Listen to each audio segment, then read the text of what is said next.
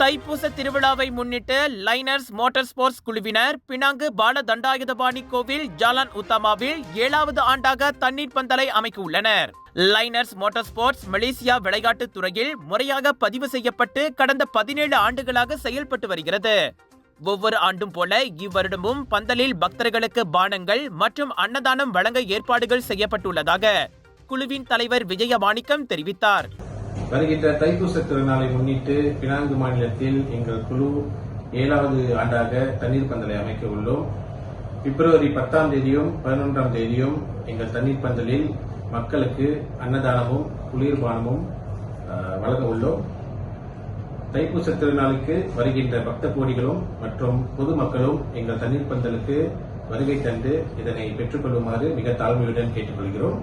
அதோடு மட்டுமில்லாமல் நம்ம பந்தலுக்கு வர சில முக்கிய பிரமுகர்களுக்கு நம்ம மாலை மரியாதையும் அணிவித்து சிறப்பிக்க உள்ளோம்.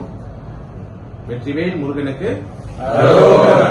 தைப்பூசத்திற்கு முன்தினம் பிப்ரவரி 10 மற்றும் தைப்பூச தினமான பிப்ரவரி 11 ஆகிய நாட்களில் பக்தர்களுக்கு பானங்கள் மற்றும் உணவு வழங்கப்பட உள்ளதாக அவர் குறிப்பிட்டார்.